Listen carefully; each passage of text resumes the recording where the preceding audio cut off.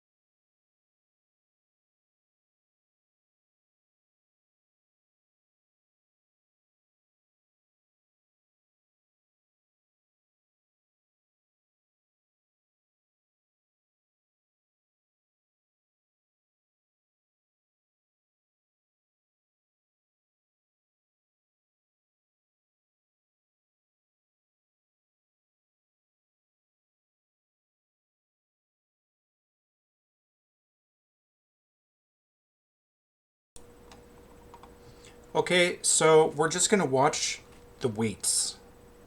And so I'm going to change this code real quick.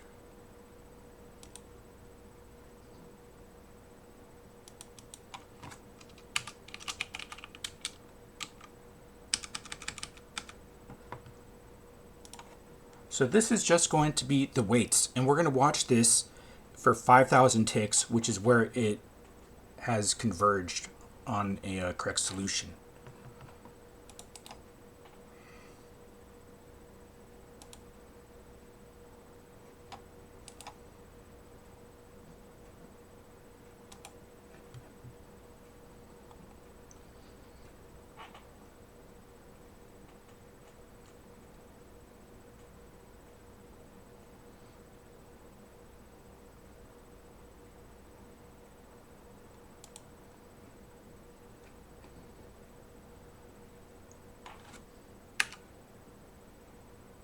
Okay, we're going to watch this for 5,000 ticks.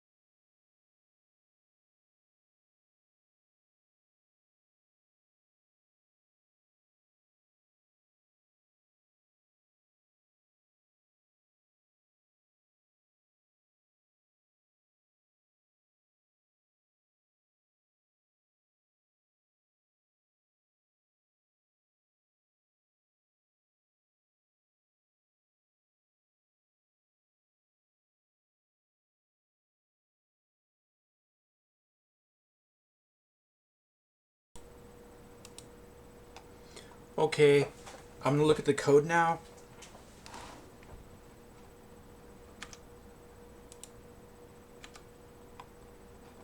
So in Animator, there is the method. So the first thing I do is I create this thing called an XOR model. And the XOR model contains all the stuff that's in the model, such as random, the GPU, all the samples, the network template, the training data. So when this network is created, when this model is created, it creates the GPU, and then it creates the network template. So this XOR network has an input size of 2, a batch size of 4, and then it's got a layer of 8 ReLU, and then it's got a layer of 4 ReLU, and then it's got an output size of 2 for high or low softmax. So it's 2, 8, 4, 2, and there's a batch size of 4.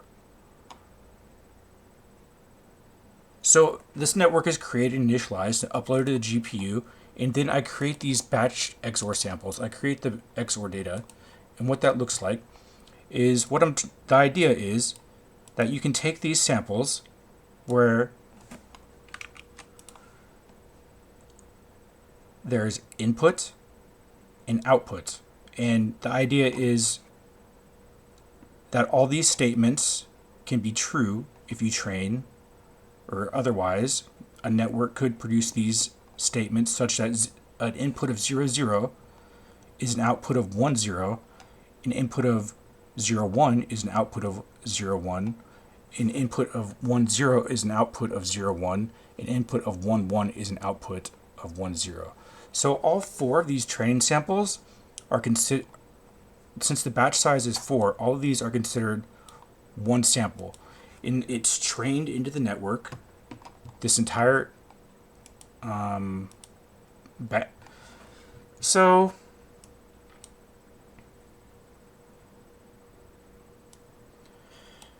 to train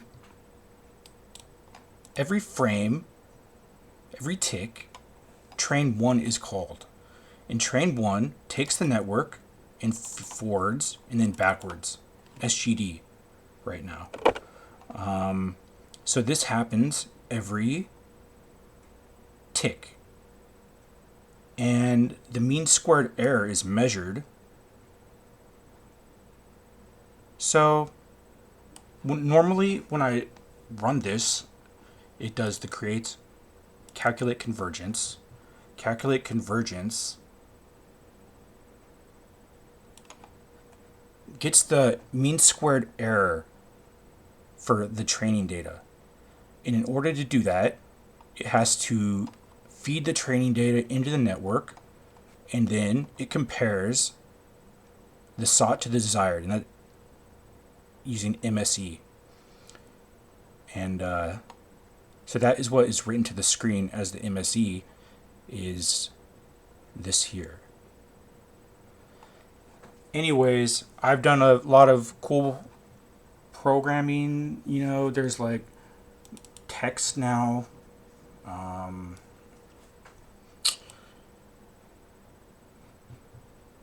So what I want to do now is, right now, this model has this size.